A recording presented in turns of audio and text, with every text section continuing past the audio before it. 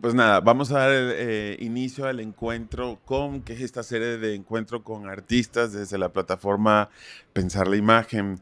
Hoy tenemos como invitada, quien amablemente aceptó la invitación, Angélica Piedrahita, que es una artista multimedia colombiana, docente, investigadora en artes mediales. Estudiaste en Nueva York, ¿verdad? Con beca de la Fulbright.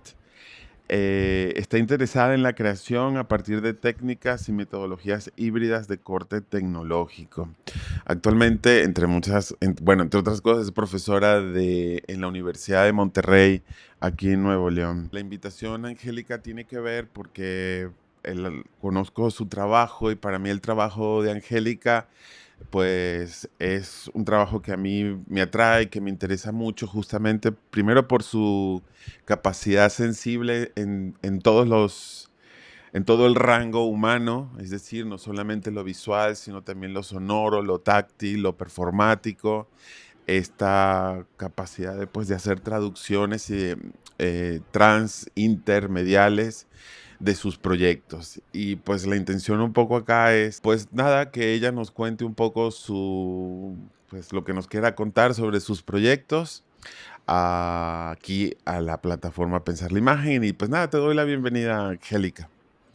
Gracias, Marcel. Bueno, pues no, sí, muchas gracias por invitarme y pues gracias por conectarse sábado en la mañana, así muy ñoños.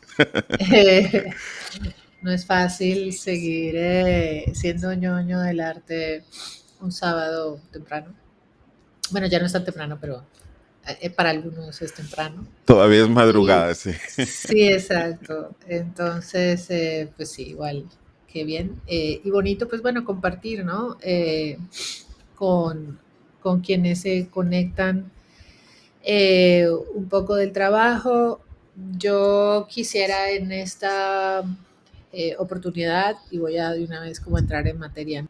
Sí, que trabajé durante todo el año pasado y pues bueno, eran inquietudes que venían desde hace pues mucho tiempo. No, usualmente siento que la forma en la que involucro y que termina eh, reflejándose en la forma como tan, eh,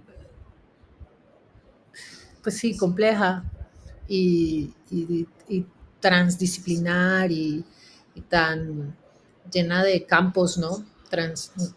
Sí, porque no es más que disciplinas, es como campos, ¿no? Del conocimiento.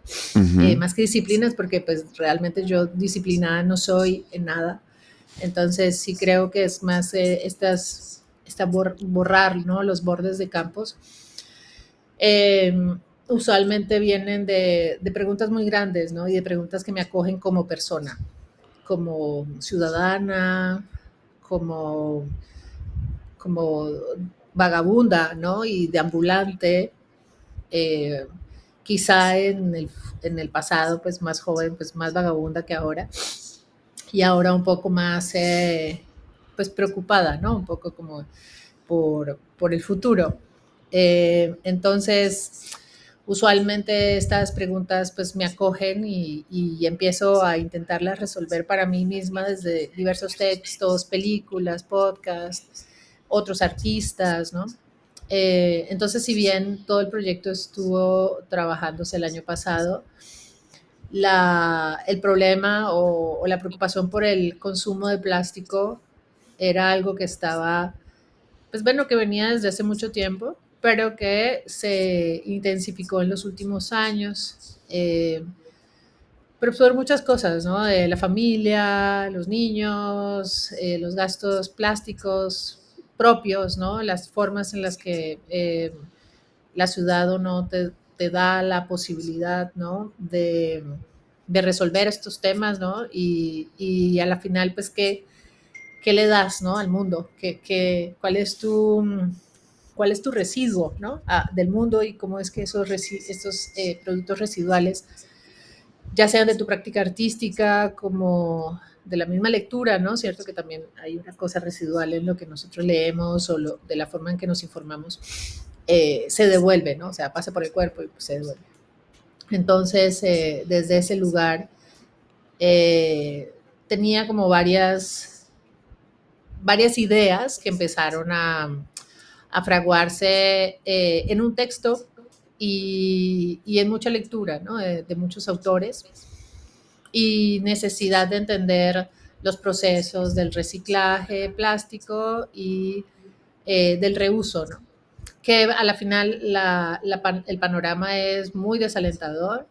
Mm, Prácticamente pues es imposible, ¿no? O sea, incluso la misma posibilidad, ¿no? De la idea de los bioplásticos también es un tema que tampoco es sustentable, ¿no? O sea, como que por todas partes una vez vas analizándolo a profundidad, ¿no? Que si vamos a hablar de también de energías fósiles a energías limpias, también si vemos que es el momento en que se escala, pues todo termina siendo problemático, ¿no?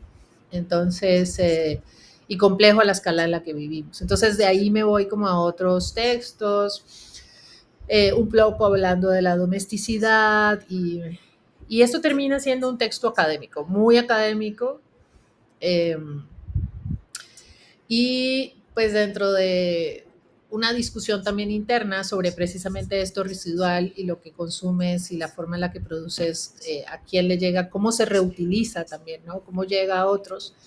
Dije, pues esto no puede salir como un paper, ¿no? Porque si yo saco un paper, pues va a pasar lo mismo de siempre, ¿no? Me gano unos puntitos en la universidad, posiblemente me dan una bonificación que me voy a gastar y voy a volver a hacer otro tipo de residuos, o que me voy a meter un viajecito y entonces otro residuo ahí, y que realmente no va a tener el mismo impacto. Entonces, un poco tratando de salirme de mi línea, dije, no, esto necesita ser reconfigurado y necesita ser ficcionado, un poco también como dentro de la línea de Donna Haraway y Ursula Le Guin, ¿no? Hay una pieza muy bonita de Le Guin de la bolsa de papel como heroína, y mm, entonces plantea, ¿no? Como este lugar de la bolsa de papel, no, de la bolsa de plástico realmente, o de la bolsa, ¿no? Y la botella, y como estos objetos que nos han acompañado en una historia de la evolución y que no han sido como personajes principales, pero que sí lo son, o sea, en la actualidad sí lo son. Y pues sí, terminó en un texto de ficción que quería que fuera muy poético, pero pues yo no soy poeta. Me gusta mucho el teatro y me alimento mucho de las artes expandidas, pero tampoco lo había hecho nunca, entonces para mí fue importante como apoyarme de otros, y ahí fue donde entró, bueno, entraron amigos poetas, y específicamente Claudia Luna Fuentes, con la que estuve como trabajando directamente el texto. Yo ya venía como con una idea, entonces mi idea era, yo venía trabajando con aves en el pasado, entonces mi idea era poner, y venía hablando con rocas, hablando de rocas en el pasado, no precisamente como temática, sino como un ejercicio de señalar o ubicar la roca como un lugar fundamental en lo que entendemos como paisaje, ¿no? Precisamente por sus elementos extractivistas, por la forma en la que hacemos usos de las rocas, pero también la forma en la que ponemos, las decoramos, o también como la roca se vuelve espiritual. En fin, o sea, la roca se vuelve este lugar, ¿no? Que hace parte de la tierra misma, que se mantiene por mucho tiempo, que tiene esta longevidad, ¿no? Que nosotros no entendemos. Y entonces al ponerlo a dialogar, al ponerlos a dialogar con un par de mirlos que son improvisadores, que me parecen fascinantes, ¿no? Porque son muy operísticos y hay un lugar ahí de la creatividad en ellos, de la creatividad que está relacionada con también la definición de un territorio, no la, o la performance de un territorio más que la defensa, ¿no? Porque a veces se habla que las aves están siendo territoriales y defienden un territorio, pero creería que la idea es que performan el territorio, ¿no? O sea, están allí para decir, aquí estoy yo, mírenme cómo le hago de chévere. Y, y, y es otra forma bien diferente de hablar. Claro, no quiere decir que no hayan riñas, ¿no? Entre performancias, pero, Pero digamos que es un poco como hablar, ¿no? Desde también de la complejidad de cantar un territorio, de performar un territorio.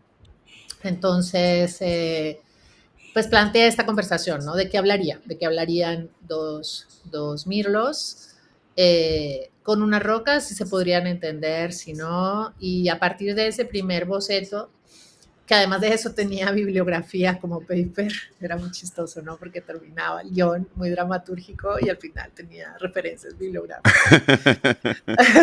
Que ya al final, pues bueno, las saqué obvio porque era como de que, pero ¿por qué las pones ahí? Yo no sé, porque como académica a mí los libros y los pensadores me acompañan, ¿sabes? O sea, como que Claro, yo no puedo decir que esto es solamente mío, yo me los traigo. Entonces estoy acostumbrada a siempre darles crédito y la gente lo ve como academicismo o enciclopedismo, pero es como, no, a la final, pues bueno, depende de cómo los utilices. Yo lo utilizo como agradecimiento, ¿no? Es un poco claro. agradecida, sea también de dónde viene y pues también con una actitud crítica de dónde estás trayendo las fuentes. Y bueno, y así quedó el texto. Creo que puedo decir muchas otras cosas más, ¿no? De qué pasó, pero creo que voy a mostrarles dos productitos que saqué este año. Bueno, ya una vez terminé, ya sabes, tienes tiempo, ¿no? De hacer registros, entonces saqué un dossier. Entonces, saqué un texto que después, una vez ya me sentía, bueno, fue muy paralelo, ¿no? No era que me sintiera ya como que hubiese terminado el texto y enseguida pasó a un lugar, ¿no? De dirección actoral directamente. Mientras lo estaba escribiendo como en versión borrador, llamé a Aurora González, la directora de Improv Lab, que también tiene un proyecto sobre el canto de las aves, y le dije, bueno, y desde antes yo ya venía trabajando con ella, pero de manera más personal, ¿no? En improvisación sonora, porque pues sí considero que el canto eh, y estos ejercicios vocales, pues son ejercicios también que plantean como el encuentro con otros músculos, ¿no? Que no son los músculos que se marcan en el cuerpo y que se ven chidos, sino que son músculos que te permiten vivir, pensar, respirar, bueno. Entonces, pues sí, llevaba trabajando con ella eso y le mostré el texto y le dije, pues ayúdame, ¿no? Quisiera que tú fueras una de las aves, miremos a ver a quién podemos invitar. Ella se emocionó mucho, empezó a pensar en, ¿sabes? Vestuario, iluminación, luces, todo, como piensa la gente que viene del teatro. Claro, Y yo, pues claro, le decía, bueno, espérate, ¿no? Porque creo que hay que ir como, quiero primero que hablemos, ¿no? Como de las traducciones, de cómo hablaría la ave, ¿no? Cuáles serían los tonos, cuáles serían los ritmos, cómo realmente se pone esto a prueba, ¿no?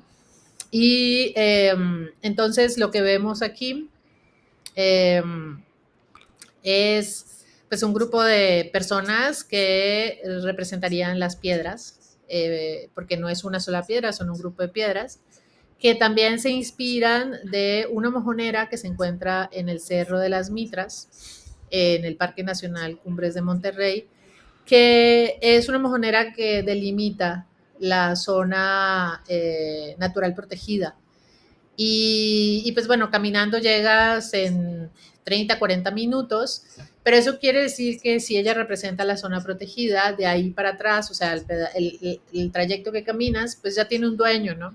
Y mm, posiblemente termine siendo urbanizado. Entonces, como que es un lugar que yo habito y recorro mucho con mi familia. Es un lugar de hike, es muy sencillo, te encuentras mucha gente, es muy familiar. Entonces, pues sí te da un poco de dolor, ¿no? Entonces, para mí era importante que también esta piedra que era límite de aquello que llamamos natural, que separamos de lo urbano, ¿no? ok. Fuera como el personaje principal que no está hecho por una voz, sino que está hecho por muchas voces, ¿no? Porque la piedra no es una, ¿no? Sino que son millones de minerales, gases, procesos, ¿no? Que terminan pareciendo una sola, pero que son muchas y que en teoría en esta piedra, pues sí son varias porque están combinadas como con cemento, que son otras piedras y demás, ¿no? Entonces, Em, Me interesaba también que la piedra apareciera en forma de monitor, como en esta línea de, eh, pues sí, del monitoreo de la naturaleza y de la observación como casi que científica, pero no, ¿no es cierto? Más como una fascinación por observar estas, sí, como estas minerales, ¿no? De manera más cercana. Y el texto se estaba dando en un proyector al otro lado, como partes del texto que también terminó siendo animado. Las aves pues mucho más sencillas, hechas como con retazos y desperdicios de cosas que ya tenía en su casa, aquí Aurora.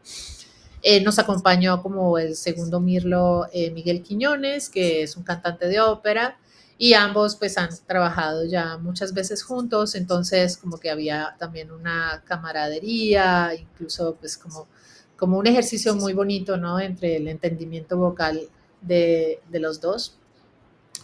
Y la piedra, pues en esta dramaturgia que yo voy planteando, la piedra está triste, ¿no? Esta piedra está casi que sangrando eh, y ya no puede más, ¿no? Un poco como este lugar volcánico, que yo creo que de aquí Herzog y estas películas que ha hecho sobre los volcanes me inspiraron muchísimo. Ok. Creo que en esa época también estaba yo viendo un poco de Herzog y después terminé leyendo un texto de Karen Yamachita, Through the Arc of the Rainforest. Es ficción, es como una novela, es muy interesante porque hablaba precisamente de un líquido que empieza a aparecer de la nada y que es confuso y que permite reproducir todo, ¿no? Y yo decía, pero ¿cómo es posible que esta mujer esté pensando en esto cuando esto es lo que estoy pensando sobre el plástico, ¿no? El plástico es Claro. polímero sintético, ¿no? O sea, todo está hecho de laboratorio y los diferentes plásticos son todos laboratorios diferentes, ¿no? Es como cuando ves cantidades de tornillos y dices, pero ¿por qué la gente no hace un mismo tornillo? ¿Por qué los ingenieros no se ponen de acuerdo y simplemente hay, no sé, 50 tornillos? Es como de, no, de hecho, en la actualidad hay empresas que hacen un tornillo solamente para un humidificador o para una cosa, ¿no? Entonces tienes que comprar ese tornillo porque si no, esa pieza se muere. Y lo mismo pasa o sea, todo el aparato se muere. Y en ese orden de ideas, pues el plástico también es diseñado de la misma manera, ¿no? Cada cual diseña el plástico que le da la gana bajo las características que se les da la gana. Y entonces tenemos como esta eh, como exceso de diversidades sintéticas que no se pueden encontrar unas a otras y que además de eso están reproduciendo eh, ciertas figuras o ciertas imágenes del deseo que son muy particulares. Entonces, y ahí entro como con mi relación con estos desperdicios plásticos de los niños, ¿no? Entonces, Mm. hay muñequitos de Star Wars, hay muñequitos de Mickey Mouse, o sea, y mi madre tuvo una piñatería, ¿no? Entonces yo estuve de muy pequeña presenciando cajas, ¿no? Grandotas que llegaban de balones, maracas, ¿no? Un montón de cosas que decía, wow, qué padre.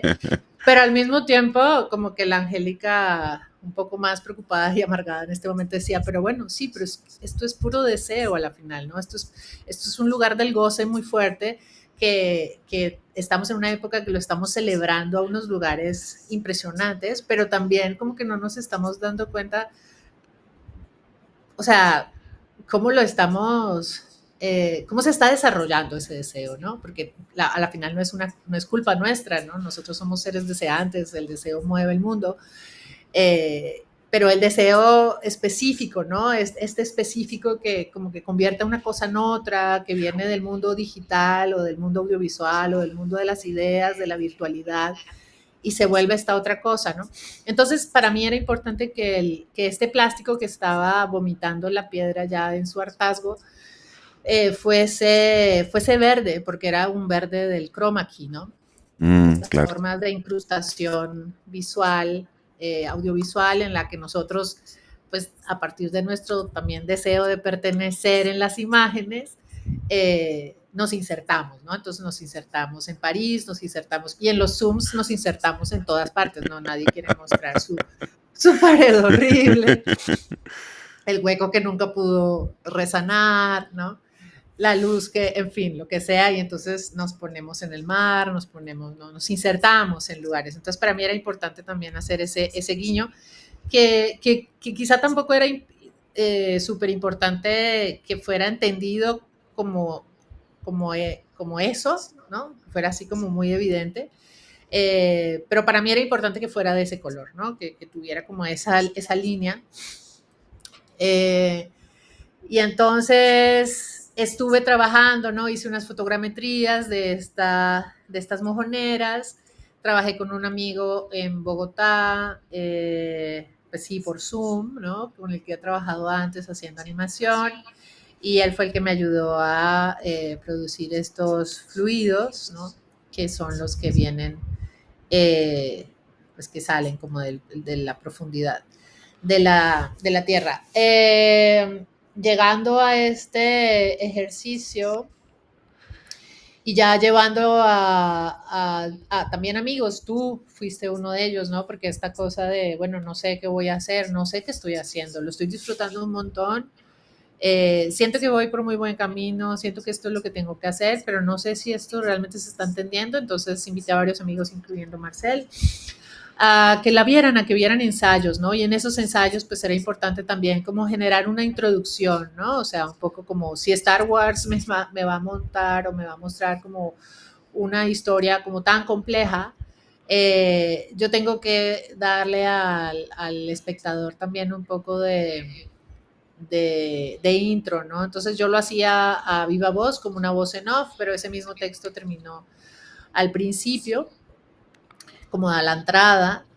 Y en el ejercicio con los performers, pues nunca fui directora específicamente. De hecho, pongo en la codirección a Aurora González, y Carol Iram ha trabajado con el Improv Lab que dirige Aurora por mucho tiempo.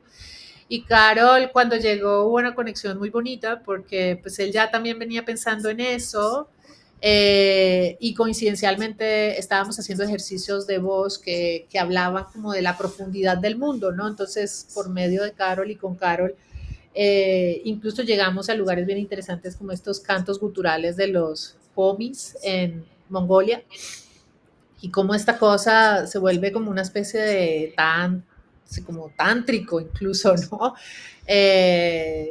Despeja, ¿no? Como que te saca un poco de moco horrible que estamos consumiendo en Monterrey, y cada vez que hacíamos, como que trabajábamos, ¿no? Como con estos sonidos, intentando hacerlos en conjunto, pues nos limpiábamos un poco el cuerpo. Entonces, a él le pareció muy interesante, y pues a la final creo que me fui muy de la mano, de la mano con él, y de la mano, pues bueno, de muchas de las personas que están acá.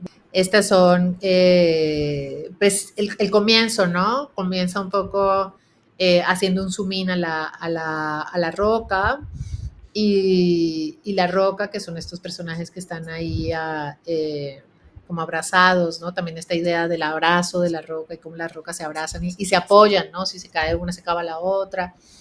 También hubo mucho trabajo corporal con esto, ¿no? De cuál era la lentitud, ¿no? De la roca, y cómo también entrando en trance, porque pues yo entré, para mí era importante también entrar, quizá porque si yo me ponía como directora enfrente, iba a actuar como directora y no iba a permitir que la pieza hablara como piedra y hablara como mirlo, ¿sabes? Sino que yo me iba a poner a dirigir cosas, y era importante que también, pues yo también estuviera sintiendo el trance, ¿no? Entonces, fue importante, ¿no? Hacer ejercicios antes, de bajarnos la velocidad, de ir lentamente. Entonces, esta es parte de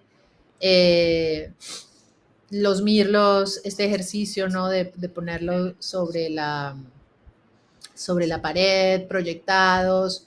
También viene de observaciones, ¿no? De estos trabajos que he hecho antes con grabación de cantos de aves, donde las aves se proyectan, ¿no? Entonces, y se proyectan, lo que proyectan es su voz, ¿no? Entonces, si es una avecita muy chiquitilla, normalmente ellos se hacen en acantilados o en lugares que les generen eco, donde haya reverberación y suenan muy padres, ¿no? Performan su espacio muy, muy interesante y incluso también en Puebla, alguna vez que tuve una oportunidad de estar allá haciendo un poco de estos talleres, que ahora los hago cada vez menos, pero bueno, notaba que los pajaritos se hacen como en los solares internos de las casas que tienen, ¿no? Como estos patios internos que tienen como una especie de forma tubular que les permite como amplificar su sonido. Entonces, como que hacía parte de este interés, ¿no? De no solamente amplificarlo en el espacio, sino hablar de esta voz otra, ¿no? De esta voz amplificada que está detrás. Eh, y, eh, y en un principio pues la piedra está solita, ¿no? No tiene el fluido y este fluido verde empieza a aparecer como en un punto, ¿no? Específico de la pieza, generando estas tensión, ¿no? En la obra. Eh, y ahí, está cerca por el otro lado. Y esta otra, aquí un texto que escribió Marcel también de verla, al verla pues, y momentos de la misma pieza. Este es como también un momento de ejercicios, ¿no? De cómo, de cómo vas probando, ¿no? Los gestos que empiezas a proponer. Esto es en casa, ¿no? O sea, haciendo los picos con material, ¿no? Que simplemente tienes de desecho. Entonces, creo que ahora sí Sí. paso, ¿no? Al video. Al hurgar en el mundo interior de Petra, tanteamos profundidades geológicas en las que yace una voz que viaja de un tiempo profundo. Insondables clamores, fermentaciones y energías del desconcierto se abigarran en protesta por un fluido polimérico viscoso. Fusión radical que abraza el sedimento y un ecosistema de rellenos sanitarios, apelmazando materialidades de excesos tecnológicos y trazas orgánicas domesticadas. La sujeción de energías químico-afectivas que modulan esta voz intentan conversar con una pequeña congregación de turdos sobre los polímeros y sus propiedades de imitación y delimitación. Esta conversación parece establecer dicotomías entre una especie de energía milenaria de grandes compresiones de tiempo petrificado y un ritmo vital aparentemente grácil y libre que inocula mentes y corazones.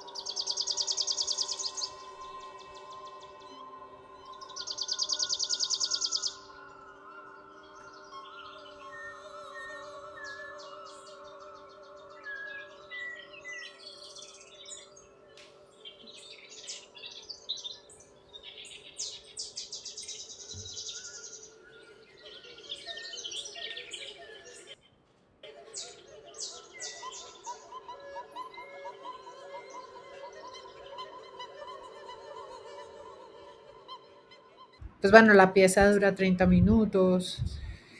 Eh, Fue presentada en la nave generadores del Parque Fundidora, que es una antigua fundidora de hierro. Entonces también tenía, pues bueno, tiene su acústica muy particular. Y pues también esta historia, ¿no? De la extracción, que hacía parte de, como del lugar y toda la pieza en general, pues eran 30 minutos. Y el dossier, este registro, pues sí logré como concretar Claro. las ideas más como específicas, ¿no? Como lo que me gustaba que quedara más allí en estos 6 minutitos. Y pues ya, eso es. Tengo un poco del texto, no sé si más adelante, pues no sé, también me gustaría como escucharlos, ¿no? Si hay preguntas.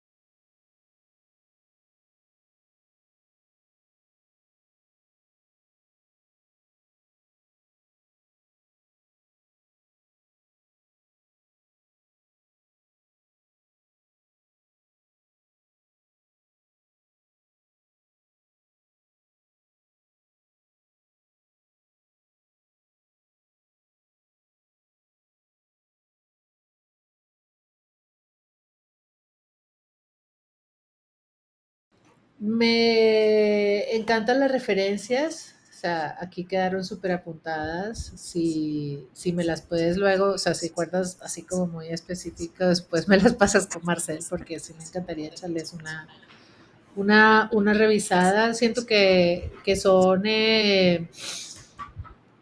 posturas que poco a poco muchos artistas, curadores, pensadores, ¿no? Hemos estado como como ajustando, ¿no? Las formas y cuestionando eh, ciertos lugares de producción que han habitado mucho los campos de estudio, ¿no? O sea, como que y criticarlos y ajustarlos no es fácil y que cada cual pues andamos haciendo lo que se puede y además de eso a niveles éticos, ¿no? Porque pues también se volvió un trend, ¿no? Entonces, como mucha gente está hablando de ciertas temáticas porque eso es lo que la gente quiere escuchar y sí, he visto, pues, sabes, millones de conferencias y un montón de papers también hablando de esto, que además de eso a veces ni siquiera corresponden al greenwash, sino simplemente a que como la gente está hablando de esto, pues yo también voy a hablar, ¿no?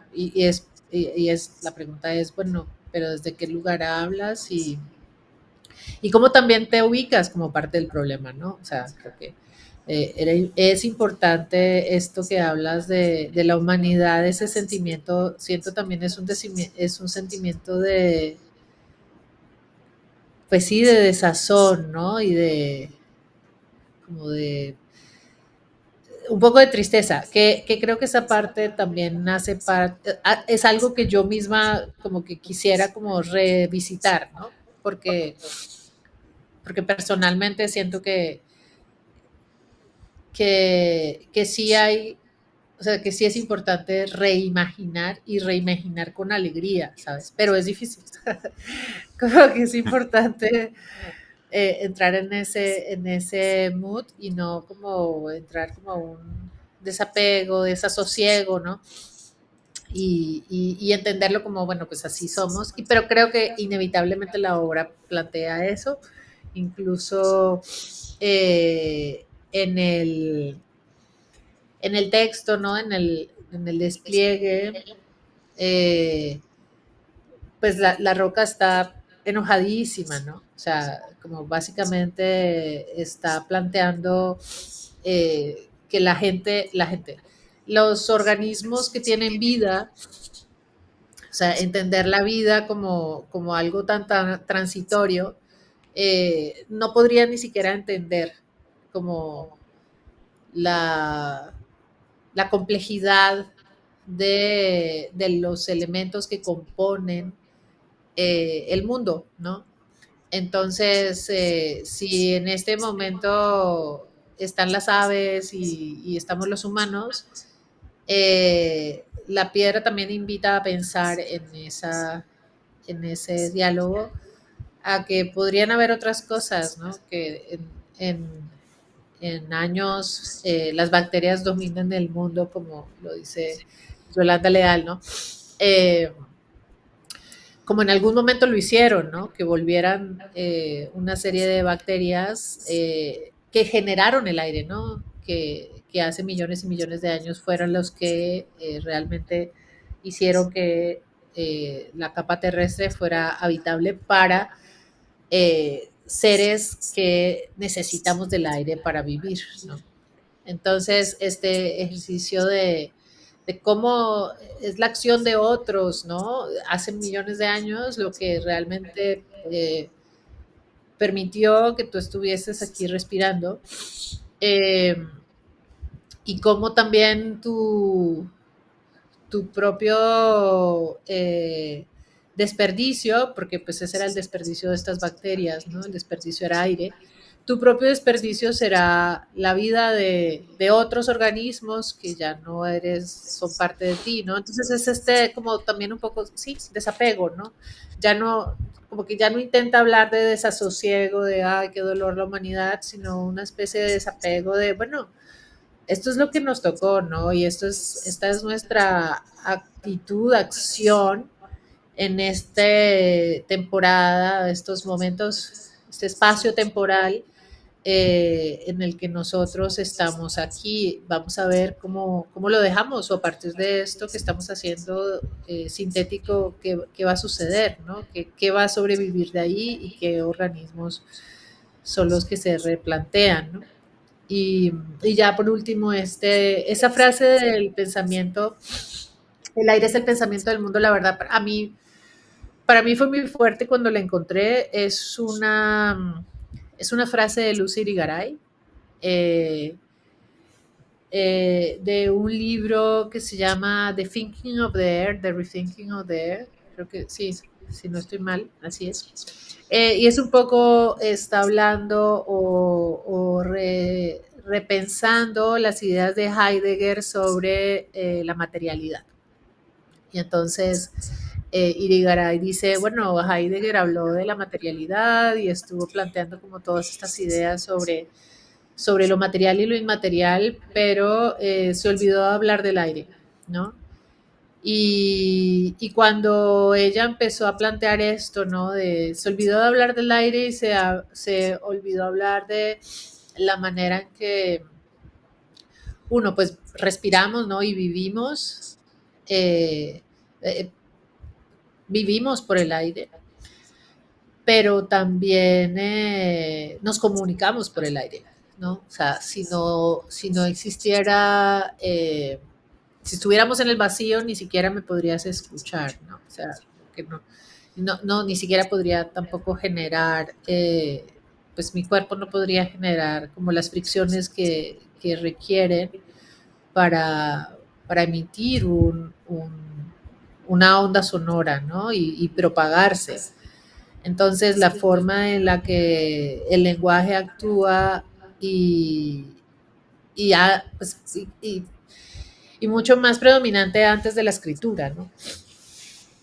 Era a partir pues, del habla, ¿no? Y del canto, ¿no? La gente eh, recitaba, ¿no? Y en algunas culturas se recitan las leyes o se recitan los Vedas, ¿no? O sea, los cantos védicos vienen como en esa línea. Y de eso nos quedan un poco los cantos de la iglesia cristiana, ¿no? A la final, ¿no? Eso es como canciones de la iglesia que te las sabes, ¿no? Y que vienen como en este mantra, ¿no?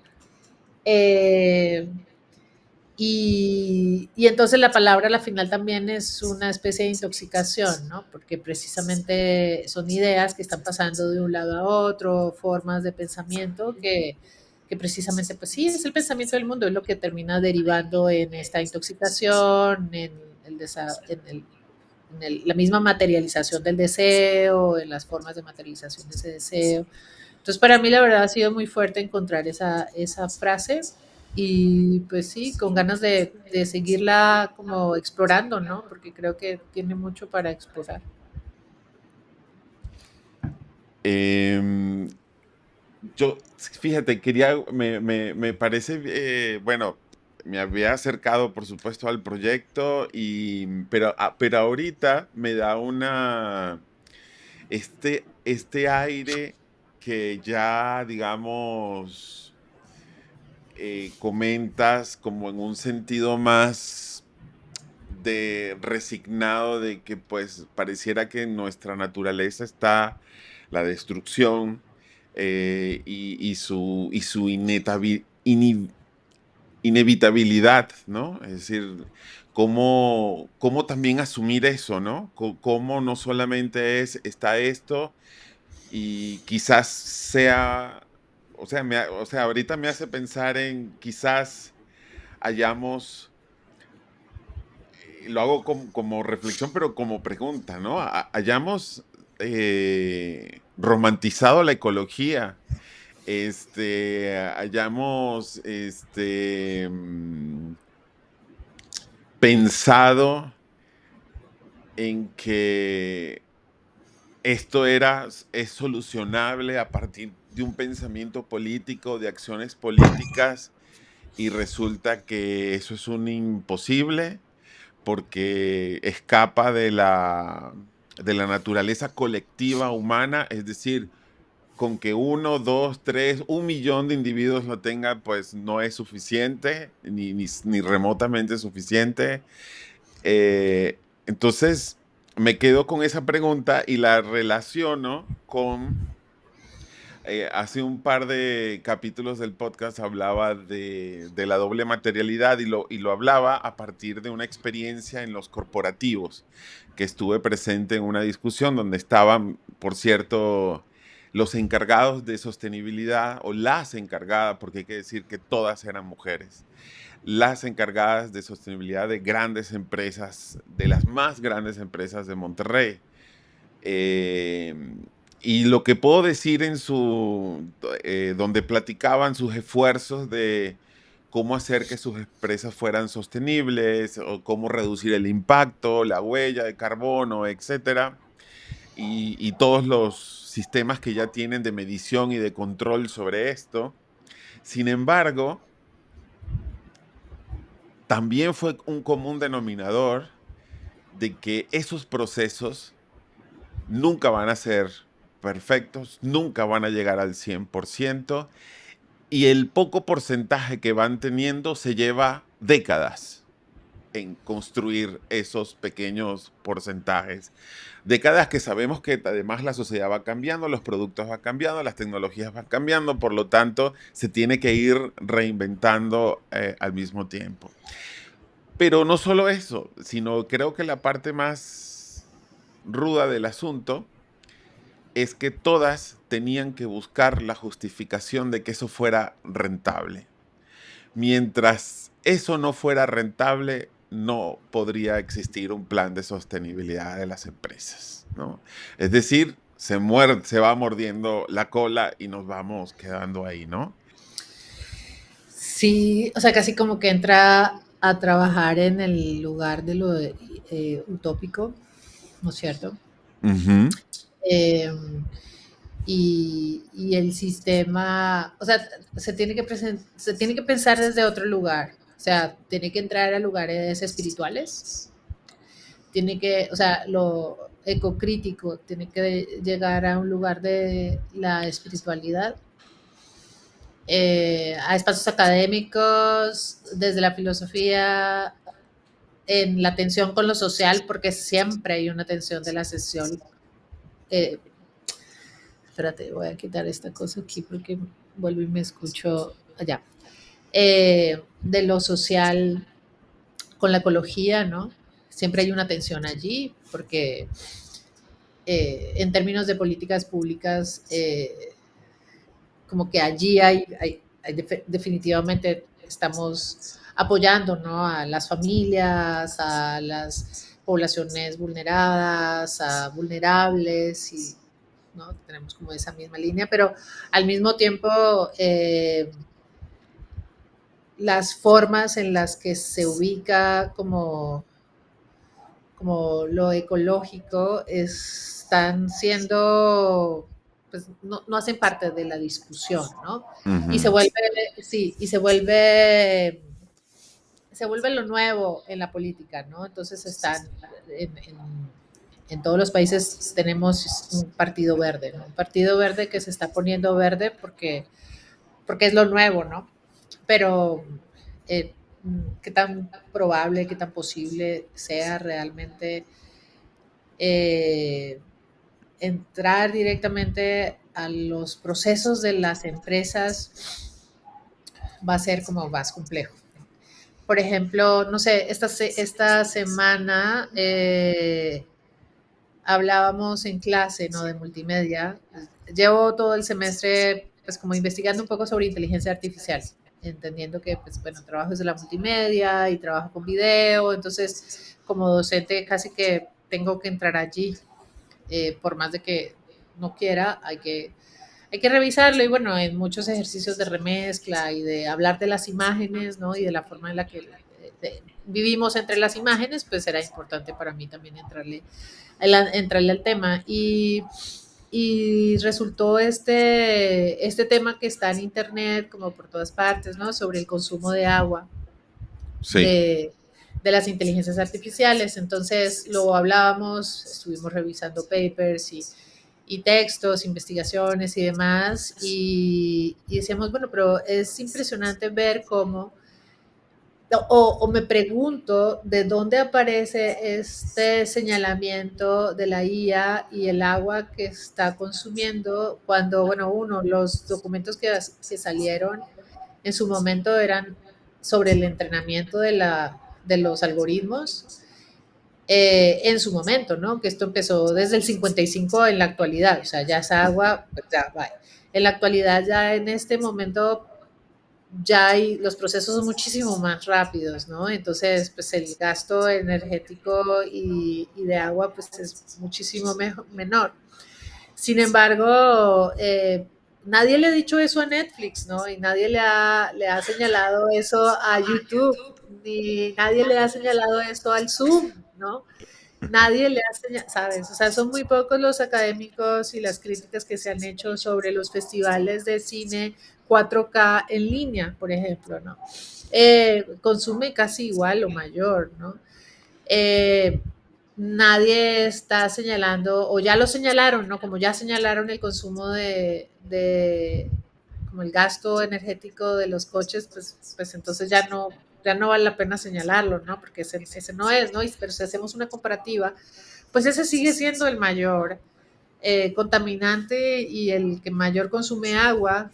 Y también una hamburguesa, ¿no? Una hamburguesa genera un montón de agua, genera, no, consume, ¿no? La producción de una hamburguesa consume un montón, pero incluso también en la agronomía, ¿no? En la agricultura.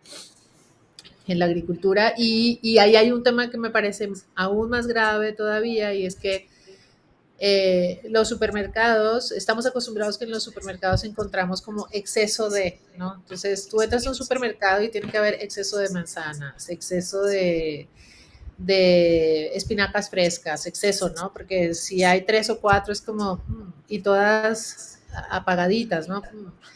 Pero como que no nos damos cuenta qué pasa cuando de ese exceso tantas personas compraron, quedó este producto y a veces vamos y ya hay producto que no está, pues que no es del todo tan comprable, ¿no? O sea, quizá consumible, pero no comprable. Y como los supermercados simplemente desechan eso. Entonces es un montón de agua que se utilizó para la producción de esos insumos, se puso un exhibidor, no se vendió y volvió y se botó, ¿no es cierto? Pero nadie está hablando de eso.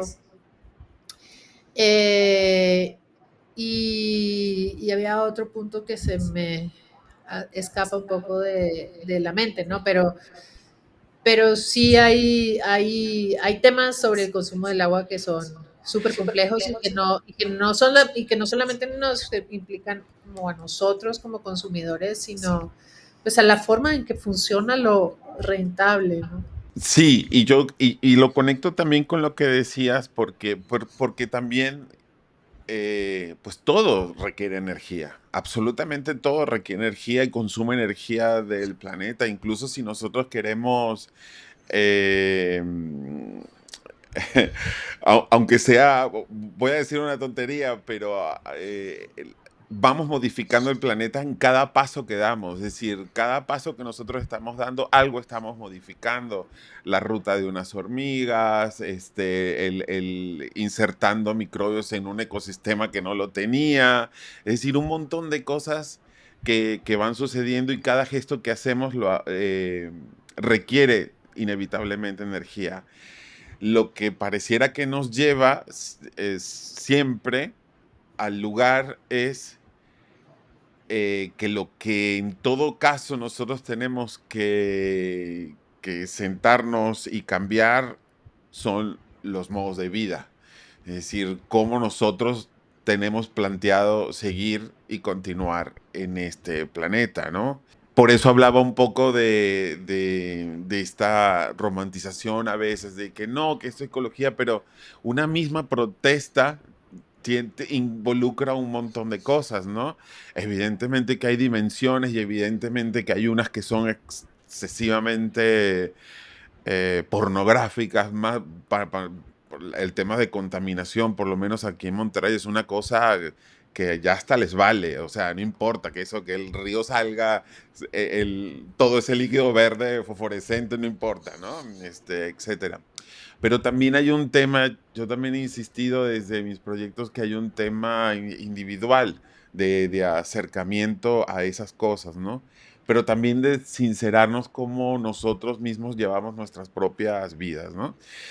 Y, y lo conecto con esto que decías de este tema de, bueno, o que yo lo he ubicado desde el lugar de la vinculación, de cómo nosotros construimos la vinculación con nuestro contexto, con nuestro entorno, ¿no? Y cómo hacemos que eso sea socialmente eh, saludable con tu propio contexto, ¿no? Sí, son tiempos difíciles, ¿no? De hiperconciencia también, ¿no? Y de discriminación de la información. Pero a la final creo que parte de lo que plantea la pieza es pues que hay también unos ejercicios entrópicos, ¿no? O sea, como hay unas energías allí que pues que nosotros también, por más de que quisiéramos cuidar X o Y cosa, pues se nos sale de las manos y, y la naturaleza como la entendemos, ¿no? O sea, nuestra naturaleza, la naturaleza del aire, de otros seres vivos, va adaptándose y va generando como otras formas, ¿no? De vida. Entonces también, pues habría que ver, ¿no? Hay procesos y también hay procesos que vale la pena repensar. Por ejemplo, bueno, ya recordé que era lo que estaba planteando precisamente con la inteligencia artificial, el proyecto CiberSim de Allende, ¿no? En Chile. Ujú. Este primer ejercicio también de algoritmo de aprendizaje profundo, ¿no? Inteligencia artificial, cibernético, pero que su interés era otro. Bueno, pues nunca llegó a gestarse realmente, entonces quizá yo también lo estoy romantizando, ¿no? Pues precisamente como Allende lo estaba haciendo, ¿no? Pero su idea era, ok, vamos a medir cuál es el consumo de la población y a partir de esa medición de consumo, vamos a medir cuánto se produce, ¿no? De manera que casi que quedemos tablas o veamos como optimizar un poco el uso de los suelos, el uso de la energía de este trabajo, pero eso no es lo que está pasando, ¿no? Porque al final, ok, ¿cuánta soja realmente se consume y cuántos campos de sojas realmente se necesitan tener? Eh, y cuántas cosas se necesitan tener archivadas, ¿sabes? O sea, en tanques, en neveras, Entonces, este autor japonés, creo que es japonés, que habla también de tecnología, Yukhui, Ujú. plantea un poco esta misma línea, ¿no? O sea, el problema no es la inteligencia artificial realmente, cómo se está planteando y que desafortunadamente todo el mundo está jugando con hacer animaciones y hacer dibujitos de estudio Ghibli. Y Sí, viendo cómo marcamos likes en Amazon para seguir comprando objetos, pero podría verse en otros lugares, ¿no? O sea, sí. podría sí hacerse en otras mediciones que a la final, o sea, si me pongo a pensarlo como a profundidad, pues tienen un corte fascista también, ¿no? Un poco podría ser.